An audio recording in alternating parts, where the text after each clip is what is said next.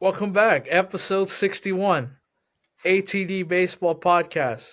We are in the dead of winter, damn it, and we are reaching. But luckily, we have stuff to talk about today. Finally, one of the bigger free agents on the market signed. Now, probably not going to like the team he signed for, but that's okay.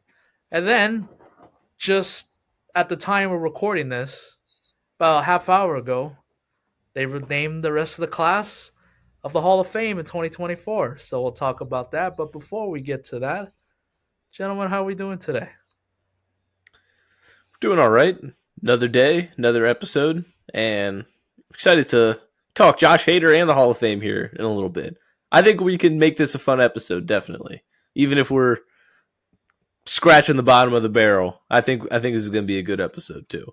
Kyle, how are you? Not too bad. Not too bad. Yeah, you kind of touched on it. Love Josh. I love Josh Hader. I do. He's such a phenomenal player. Absolutely hate the team that he signed with. Yeah, we'll get into that. Hall of Fame talk. That's gonna be fun. I'm very excited to hear you guys' thoughts. Yeah. Yeah, let's not waste any time and just jump right into it. Josh Hader is now a member of the Houston Astros, and it was almost like you were waiting for the Astros to do something. You knew that they were having a very quiet off season, and you were almost waiting for them to strike, and they did. Trying to find, should have had this ready to go. That's my fault. What was the contract? Josh Hader signed a 5-year deal for $95 million. No incentives or not incentives, no Deferrals. deferrals. There we go. Yeah, no deferrals, which that's been the everybody's favorite word this offseason. Um, just when you think the Astros couldn't get any better, they did. I know what I said about him being a selfish player a couple weeks ago, and of course I would have loved to have him on my team, but I just knew realistically that wasn't going to happen. And once I saw the number, could the Dodgers have gone to that? Absolutely. They probably could have gave him an extra $10 million or something. But Dodgers, it may not seem like it, but they have a budget too.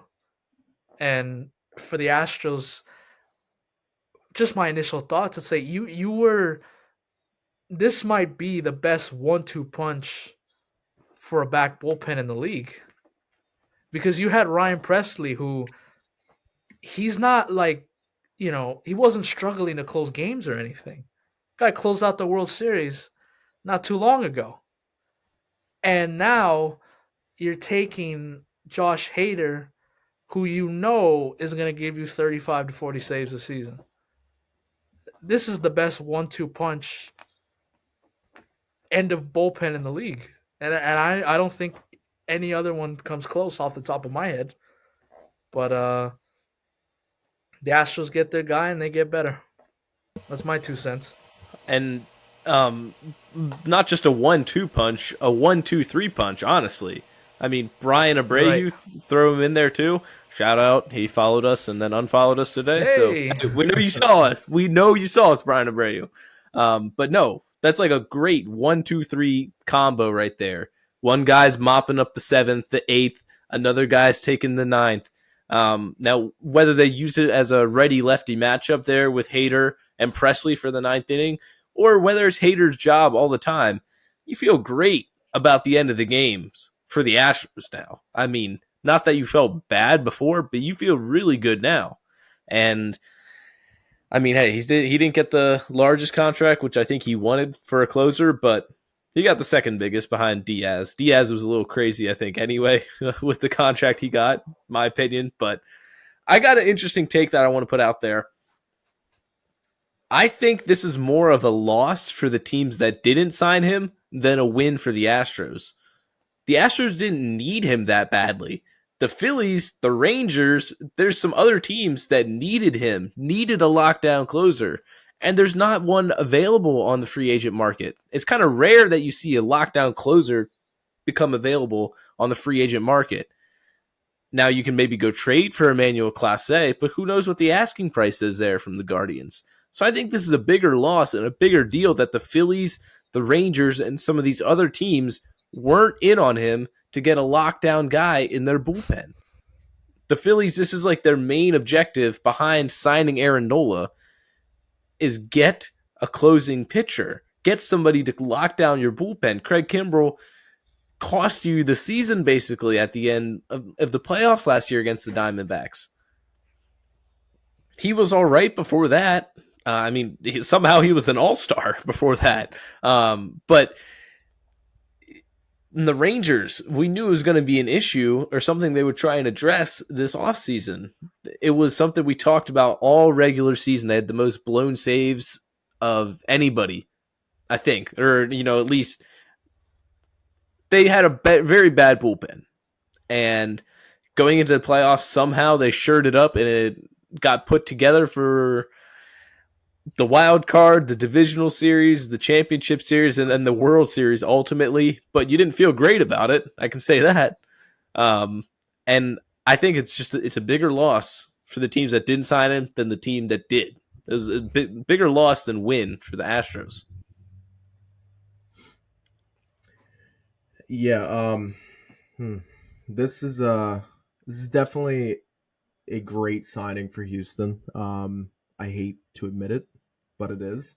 Josh Hader is one of the best closers in baseball. However, Matt, I think I texted you this the other day. I'm not sold. I don't know why. I have a feeling about this Houston Astros team that I don't know if I see this quote unquote dynasty kind of fizzling out on its rear end, whatever it is. But we talked about this before. Josh Hader is kind of a one-inning guy. And I also feel like that might be part of the reason why he didn't get that contract that he was seeking. Edwin Diaz will go out there for 6 outs if you need him.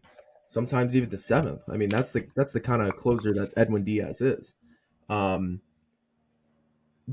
without a doubt, this is still an amazing signing for Houston. They they finished 2023 with the 6th best bullpen ERA in all of baseball. And adding a guy like Hader there, 1-2-3 punch with those guys that they have down there. It's a great signing for him. I don't know. It doesn't give me that wow that it gives everybody else. And it just could be my biased fan in me. I don't know what it is. But trying to look at this from a non-biased position, of course this makes them better. But it doesn't give me that crazy wow. This is Houston. This just makes Houston night and day better. It doesn't give me that. I think I just keep going back on Hader's kind of a one inning guy, and for the fact that you're paying him all this money to give you that one inning, he needs to be locked down all season long. He gives you one blown save. You got your fan base questioning like, we're giving all this guy we're giving all this money to this one guy. And now he's, blowing saves when all he needs to do is pitch one inning. I don't know. I think overall, though, I like this signing. It makes him better. Yeah, definitely. And if he's only going to be pitching one inning, like you said, Kyle, he's going to have to be locked in. And I know left-hander relievers, starting pitchers can be a little weird because they have that funky release from all different angles. So we saw with the Padres that there were nights where his command would get a little out of control. You're getting all this money now. You can't be doing that in Houston. And now he's going to be closing the biggest games now for Houston. He's going to be playing in meaningful games again. So we'll see how that goes. Oh, and Matt, to kind of go off of your take there, I think you're absolutely correct. I mean, the next biggest name on the free agent market when it came to closers. Don't say his name. If I'm wrong, but is it Aroldis Chapman? Oh, I thought you were going to say Hector Neris. I thought maybe Hector Neris coming off the season he had. There's a reason that Philly fans were letting me know that the 9th inning and Hector Neris don't necessarily go together hand in hand. That is true. But no, kind of going back on Aroldis Chapman here, he went to the Pirates out of all teams. And I still feel like these clubs who weren't going to match the Astros offer, you can still get a absolute flamethrower on the cheap. I mean, I think they gave him 10 million. I mean, I would have liked to see Chapman come out and close in games for Philly. Would they have been locked down every single time? Maybe not. But at the end of the day, like, that's the kind of names on this market. So I completely agree with you, Matt. I think a team like Philly is the perfect example. They're going from a guy, Craig Kimbrell, who, like you said, blew their season away at the end of in the postseason against Arizona. So if you miss out on Hader, and that's fine. I completely understand if you don't want to go that high for a one inning kind of closer. I get that. But then you let the Astros get him. You made them better. You're continuing on this. You're helping them continue this dynasty on. And I mean, like I said, for a team like Philly or Texas, you kind of got to jump on that. Especially, I mean, I feel like there was more pressure on Texas to do it, especially coming off that World Series win. But yeah, no, I definitely agree with your take there for sure. Yeah, it's just I'm disappointed in the Phillies. They haven't done much this offseason. I mean, yes.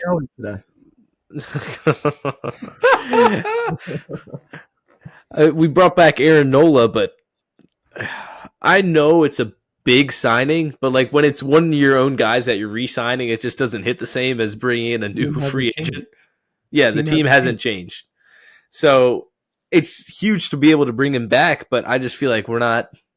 What are we doing? We're waiting too long, and now everybody's gone. We don't want Matt Chapman. We don't want Cody Bellinger. So who's left out there? Are we getting Monty? I don't think so. I sure hope not. Maybe we're going to be more active in the trade market coming up here in a few days. I don't know. But Dave Dombrowski, please do something for us. I was hoping for Josh Hader.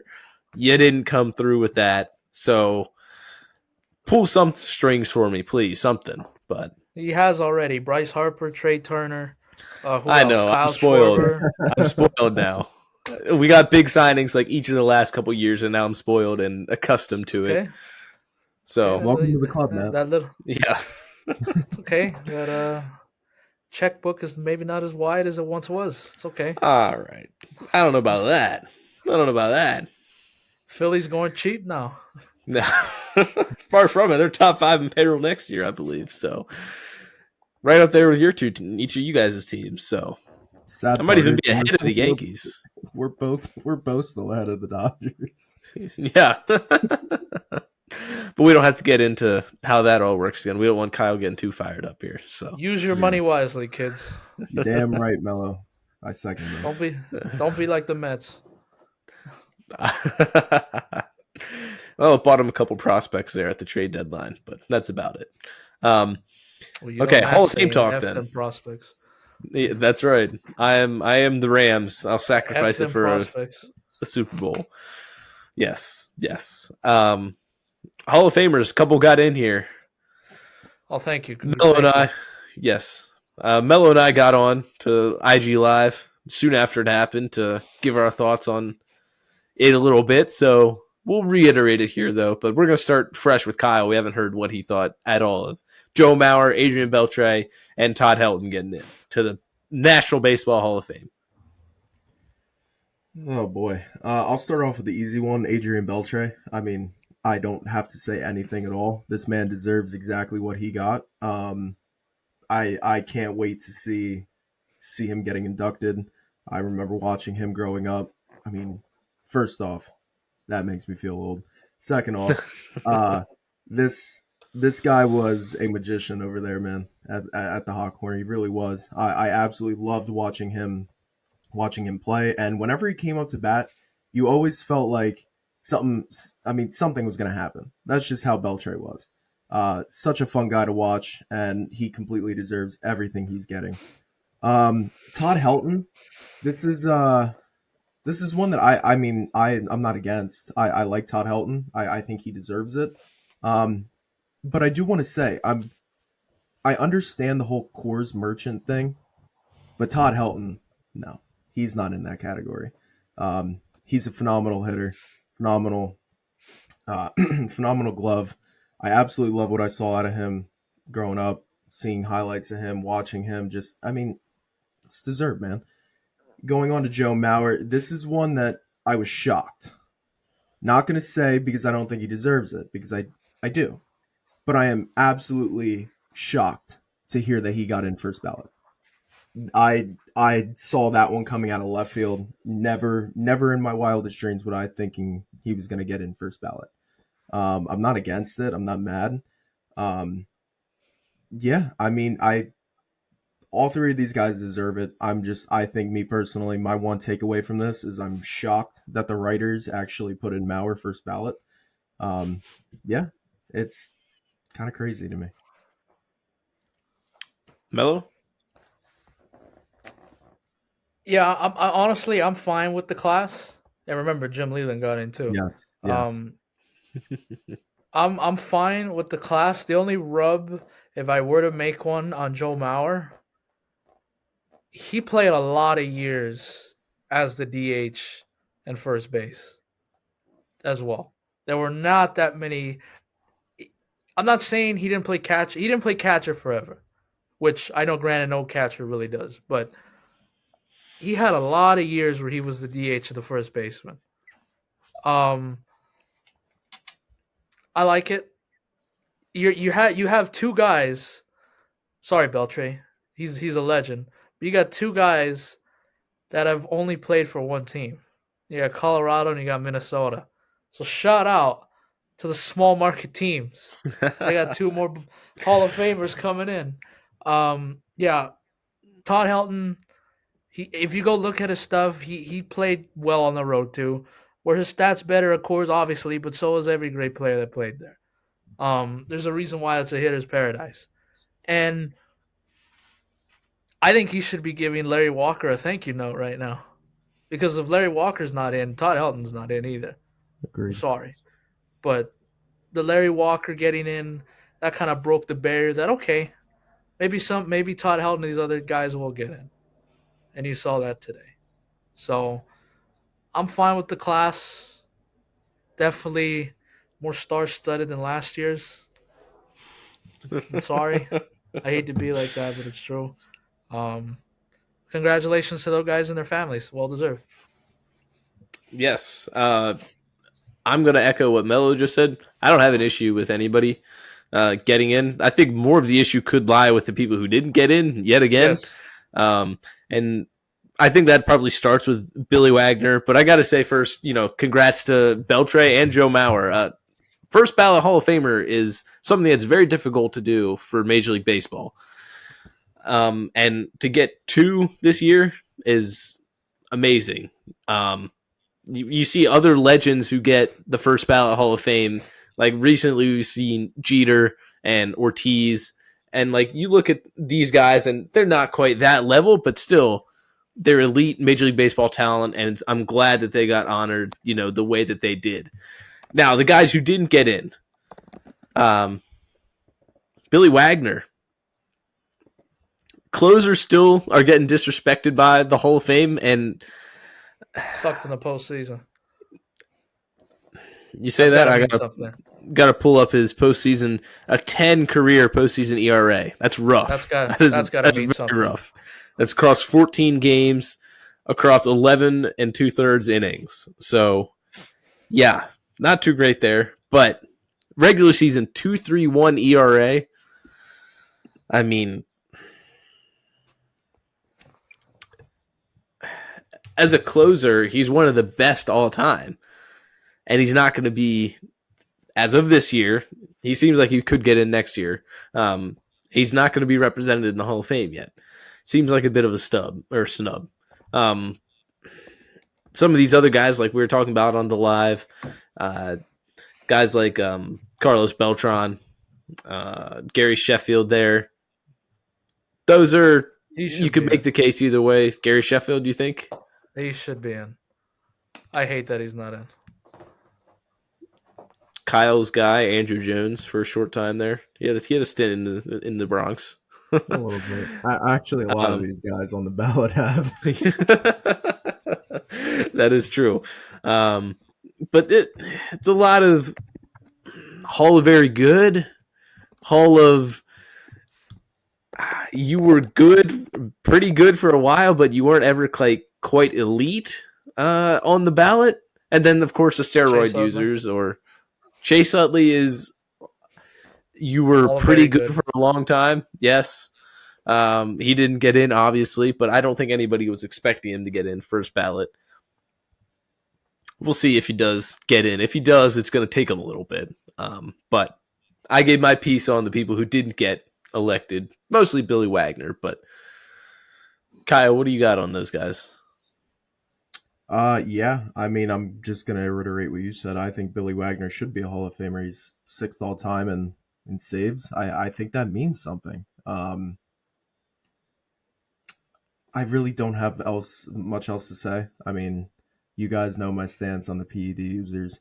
Um, and then the other guys who are Hall of very good. That's kind of what it comes down to. Um, I mean, me personally, growing up, David Wright was one of my all-time favorite players. I would I would kill to see him in the Hall of Fame. I would love it. But injuries derailed his career. We never got to see his full potential.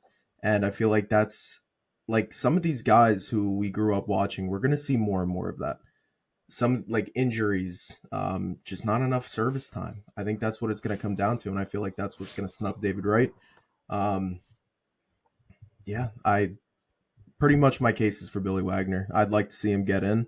Um, but the other guys, I'm not mad at any particular one who didn't get in.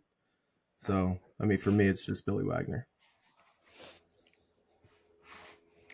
Oh, for me, it's just Sheffield. I thought he should have been in.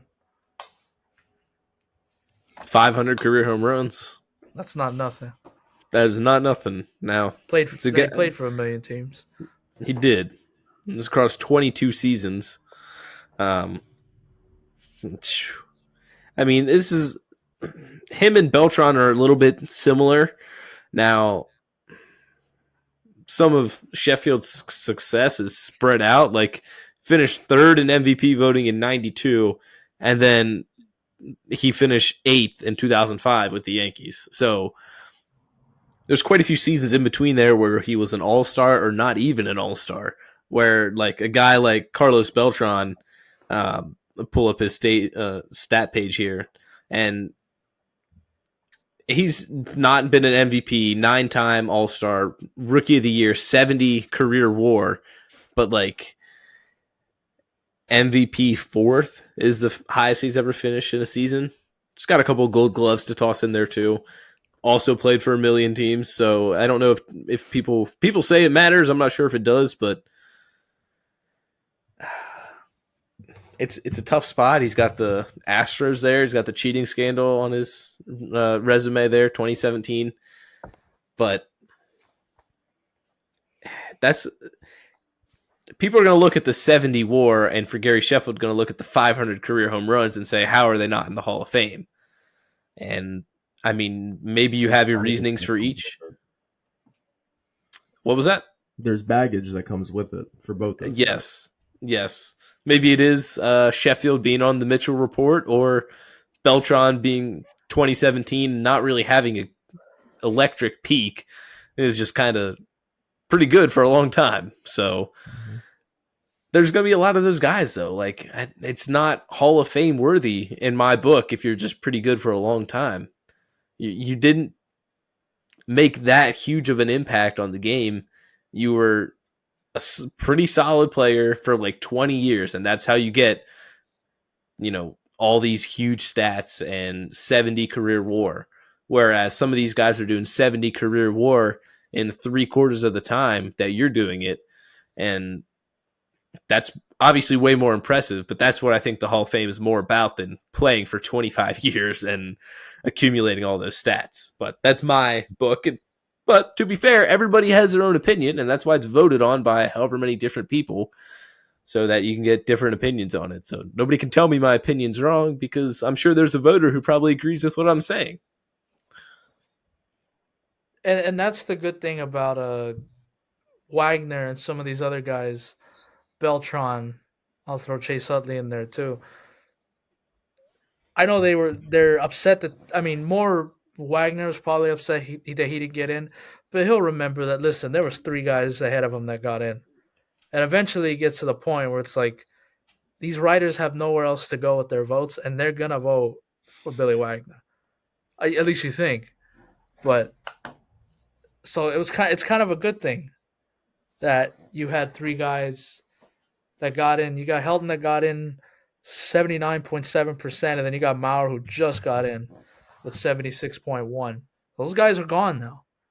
And you're gonna have the next tier guys come up, and these writers are gonna have no choice. Now we've seen some writers that I have a problem with that they just don't vote for anybody, which that really bugs me. It's like you have the prestige honor of voting for this stuff. You got to do something with it. Sorry, you have to. That's just me. And we'll see. Has the new class now been announced or not yet? So I know two off the top of my head, and it's Ichiro and CC. Okay. Oof. Ichiro is Ichiro for obviously Yes. first ballot, should be. CC, he might have to take his time getting on there. But I think he has a case. So, I mean, that's going to affect Billy Wagner's chances again next year, but we'll see. Some people look at it. Go ahead. Here we go, man. It's more guys that we watched and we're getting old. Ichiro Suzuki, CC Sabathia, Dustin Pedroia, Ian Kinsler, Felix Hernandez, Troy Tulowitzki, Ben Zobrist, Curtis Granderson, Hanley Ramirez, Russell Martin, Adam Jones, Brian All these McCann, guys. Fernando Rodney. Hey, he might make a comeback. I don't know. Not a lot of names stick out to me there as Hall of Famers. No. Mm-mm. And these to were me, the guys. And these were the guys today that unfortunately they were one and done. Jose Bautista, Victor Martinez, Bartolo Colon, Matt Holliday, Adrian Gonzalez, Brandon Phillips, Jose Ramirez, and James Shields. Yeah. Yeah, Matt, kind of going what you were saying with CC. 251 wins, 161 losses, career 62.3 WAR, and a career 3.74 ERA. Toss a Cy Young in there too, right? Yeah. So Arguably the best pitcher on a championship team too. I think there's a case for CC, and I mean Ichiro should 100% be in, no doubt in my mind about that. But other than that, for Ichiro, I'm not sure what would be the knock on Ichiro. Like he wasn't fantastic at the end, but a lot of Hall of Famers aren't. Stay too long. Imagine that's the reason why. 3,000 hits, MVP Rookie of the Year, 60 career WAR right on the dot. I don't see a world where Ichiro doesn't get in. Yeah, I'm sorry, I don't. I think it's just a matter of what percentage. Yeah, exactly. Now the Yankees and Marlins days weren't the prettiest, but still, hey, he was loved. Legendary career. Do you think? And this is another thing. Do you think we'll ever get to a point where the World Baseball Classic will get so big that those stats are going to be taken into play too? Because that could help a guy like Trey Turner. That's a good question. I mean, it is. I think what helps it is the National Baseball Hall of Fame. It's not the MLB Hall of Fame. So I think sometimes when you're quick to narrow the scope or narrow your eyes to just look at this MLB stats, but when you should consider that. I mean, it's professional baseball played at the highest level for a world championship that literally MLB regulates like all the stuff for it anyway. So it's basically like more playoff success there, or just playoff stats period. Because I guess some guys don't have success, but that's interesting. I think it could. I think it should play a factor in it. I agree. I think it should. Yeah, because they mentioned Jim Leland was the manager to bring Team USA their first WBC title. I'd be very curious if that's on the plaque, or at least mentioned as part of his accolades. Yeah, it definitely should be. And that's also not a tournament that people take lightly. I mean, we saw guys who were saying that playing for their country means a whole lot more. Like, people were literally saying that winning the WBC could just be that more important than winning a World Series. I mean, that's the kind of feeling that these guys get for playing for their home country. And they put on a show in the WBC. I mean, we saw it firsthand. The WBC is such a great thing for baseball, and I feel like I just feel like something that is taken so strongly in feelings by the players, I feel like that needs to be kind of looked into when talking about the Hall of Fame. Yeah, I think it's definitely something to consider. And that'd be in an the interesting NBA, question. in the NBA, they count gold medals too. I think in there, or they mention it at least. Yeah. Yeah, and listen, this is basically our Olympics because you took baseball out of the Olympics for so long. I know it's back on for the next year, I believe, but still, this is 2028 basically the LA same baby, thing. we're back. Yes, yes. It's basically the same thing as the Olympics. There's no need to degrade it any at all. So, I think that mostly hit all the spots there for the Hall of Fame, I believe. There's no debate about who's going in with what team. Adrian Beltre is the only guy who did played for more than one, and Rangers seems like the obvious choice if he chooses a hat. I don't think we're Yeah, going to see the LA Melo. no, I don't think so. Hey, we gave you your opportunity to start. I like that. But if I can just say one more thing about this whole Hall of Fame thing, ever since the steroid guys, because they all came in at one, Schilling, Bonds, all these other guys and stuff, Clemens, they all came at the same time. So now that they're not on the ballot anymore, kind of takes the whole momentum. It kind of takes the air out of the balloon a little bit now. That's what I've noticed in the last, I think, year or two since they've been off the ballot now. It's not that fun anymore. There's not that anticipation. It's like, holy shit, is Barry Bonds actually going to get in this time? We don't have that anymore. To me, Well, and you sort of already figured out that nobody's voting for A-Rod, so it didn't come as yeah, a that's not surprise that fun. he didn't get elected anymore. So, Nobody's voting for Manny Ramirez, nope. even though I appreciate the 33% that did. Or I think let's see what the number was. Let's see what the number was. Something like that. I think so. I think it was in the 30s. Ramirez, nope, that's there you go. 32.5%. I appreciate those people that want Manny Yeah. Ramirez in the Hall of Fame. And if I had a vote, I would vote for him too, god damn it. Yeah, it does. It takes it a little bit away because it's like all these guys, for the most part, had like really good careers. You get a couple like James Shields on there who sneak on. Ben Zobrist, not really shouldn't be on the Hall of Fame ballot in my book.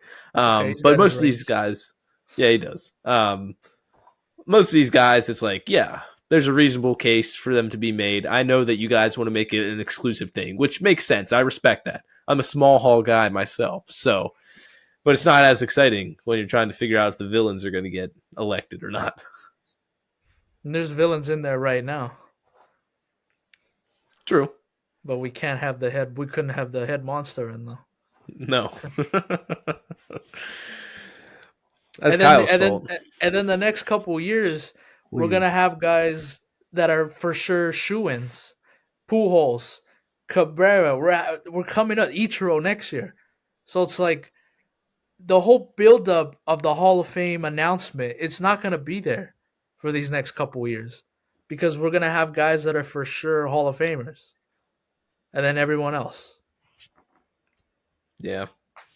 I'm sure we'll get a couple interesting years where they just voted everybody they wanted in, and now there's going to be a little bit of a break period where these guys aren't eligible quite yet. So you're going to end up with some debatable ones. Guys probably like if Buster Posey's eligible, like Buster Posey. It's a tight one there. We could He's still debate got a that, but couple more years, I think. yeah, he does. But I could see him being an interesting case. That's for sure. We'll get to that, of course, when that day comes. But I think that's all we got, though, for episode 61. Yeah, and the Yeah. Dodgers made a franchising move again and got James Paxton over here. Oh yes, We're gonna revive his career again. I'm he's the surprised new there was Clayton no Kershaw. deferral. Right, Melo? No surprise, no deferrals. Yeah, I'm surprised no deferrals. Dodgers love doing that now. That's in the that's in that's part of the association now. Organization now, I should say.